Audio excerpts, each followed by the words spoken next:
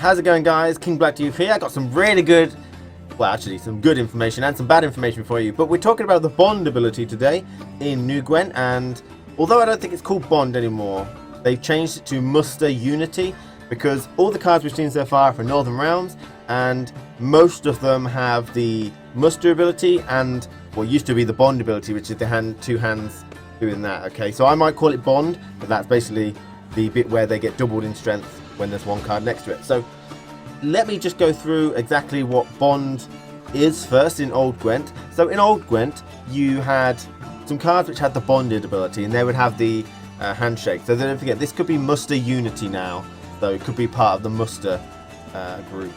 But effectively, it would, you place one card down and he would be the strength that he is. If you place another card of the same type with the bond ability, then it would double the strength of both units. Now in Old Gwent, you place a third one down and it would just add the strength on again. So it would go from 2 to 4 to 6. This was a mistake I made in real Gwent when I was playing it. We used to do it multiplicative rather than additive. So we used to go 2, doubled to 4, doubled 4 to 8. Okay, so that's what it used to be in Old Gwent. So let's go through the good news and the bad news regarding the bond ability so far. Let's go over the bad news first. If you've got any motivate, that's like the morale boost where it pluses 2 to everything on the row. If you've got that, it does not go underneath bond. And what I mean by underneath is you calculate the bond ability first, so they get doubled in strength, and then the plus 2 gets placed on top.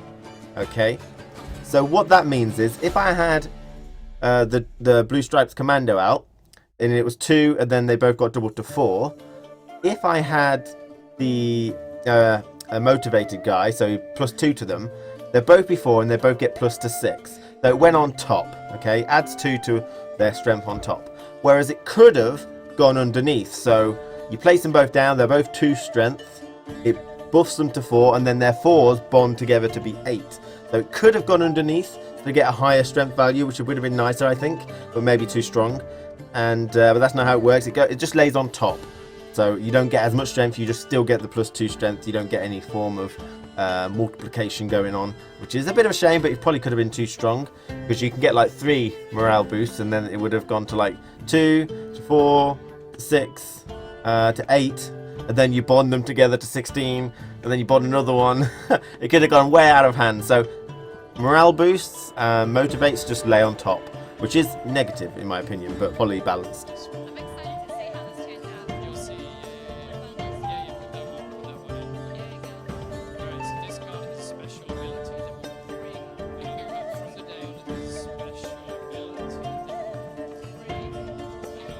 Good news, and it is seriously good news. In Old Gwent, like I mentioned, it was additive. It goes 2 to 4 to 6. In New Gwent, it's actually multiplicative. It actually does what it says, which is doubles the strength of the cards when more are placed down next to them. So the Blue Stripes Commando, as we see, is 2 strength. When you place one down, it's 2 strength. When another one is placed, it's 4 strength. When a third one is placed, it's 8 strength. And when a fourth one is placed, it's 16 strengths, all of them. Okay, so that's 16, 32, 64 strength there on the board, because you place 4 of them down. Now you may be saying, King Blacktooth, you stupid old codger, you can't possibly have 4, you can only have 3 in your deck. And you'd be kind of right, but also wrong. And technically wrong, which is the best kind of wrong. Okay, let me just explain.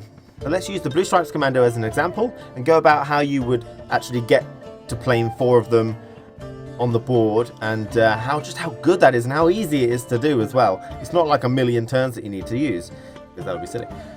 So first off, you have a Blue Stripes Commando in your hand. You place it, and then another one gets drawn from your deck or your hand.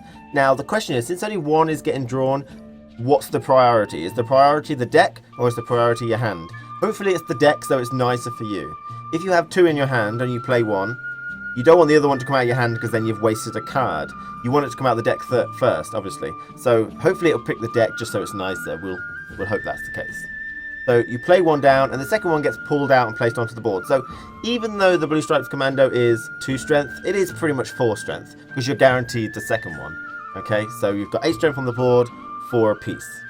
Now the question is, that third one's going to be tricky, because either you're placing one down from your hand and you don't get anything else extra. They all do turn to 8 though, which is really nice. That's 8, 16, 24 strength on the board, which is really good. or it's in your deck and it's going to be hard to get out. But a very common tactic is to use your leader card as Northern Realms, Foltest, Commander of the North. And what that does is you can copy one card from the battlefield that is loyal and a troop, so a loyal troop card, and you make a copy of it and play it instantly. So what you can do is you've got 2 on the board already, you use your leader card to copy this one and you play it, so you've got 3 on the board.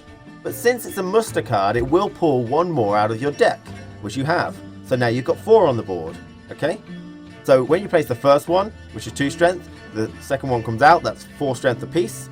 Then you play Foltest, Commander of the North, for your third one. They all turn to 8 each. He musters out the 4th one. They all turn to 16 strength each. And we have video evidence of this. That's 64 strength on the board from two cards. That is fucking crazy. However, they are highly scorchable. 16 strength. If you Commander's Horn them, my god, man. That's 128 strength from 3 cards. That is strong. That is very strong. Very, very scorchable, but strong. I'm not sure how you would beat 32 strength to protect them. This would obviously be a play that you'd want to do when the opponent has passed and you're really, really, really far behind. Like, say, for example, a monster. He thinks he's got you. He thinks, oh, man, because monsters seem to have very low card advantage because they don't take decoys, so it's not really worth it. They may have a couple of spies, but really, you know, you can probably, on round 3, you can make them pass, and this should be one of the last things you're going for. It will be a common tactic, because it's very useful, and they will know you've got it because they can see your leader card. So, I don't know, they might try and play around it. I don't know how they could. Maybe, you know, drop a Bite and Frost is one of the later cards they've got, so you haven't got really much choice. But it's so strong, and that's where it goes. And so you can do this with the Blue Stripes Commando, which is melee. You can do it with the Dunbanar Light Cavalry, which is siege. So you can probably build. You can only do it once because it's a leader ability, leader card. So you've got a really 128 strength on siege, and you've got 128 strength on melee, possible to you as a Northern Realms player. And there's a couple of other muster and ability cards. Don't forget, this is called like Muster Unity now. It may not be called Bond, so I might have to change my terminology, but I'm going to label this video Bond anyway. So we have actually seen a 4 strength ranged card with Bond, and it looks like some sort of trebuchet or ballista type thing. And this has only got the Bond ability, it hasn't got anything to do with muster. So we don't know what the text is, so we don't know if it's called Bond, but I hope it is. And to be honest, when they've got a dual ability, they probably just call it something else like Muster, Inspire, Muster Unity, and they probably just jazz it up a little bit. But hopefully this particular ability is called Bond. But 4 strength, it doesn't muster, so it is a lot harder to get out because you need all 3 cards in your hand in order to do it. But you could still potentially get 4 of these on the board, and that's like 4 to 8 to 16 to 32.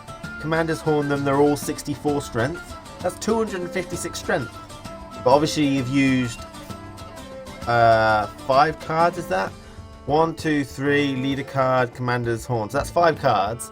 But the 256 strength is really powerful, but again, very scorchable. So I don't know if that's worth it, really. I haven't seen anyone's potential strength to be that high yet.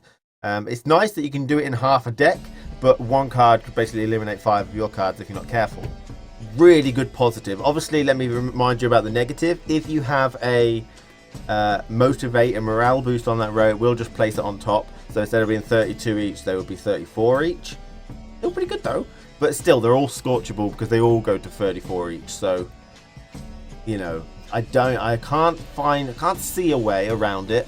I don't think there's any card that kind of sucks up a scorch, if you know what I mean.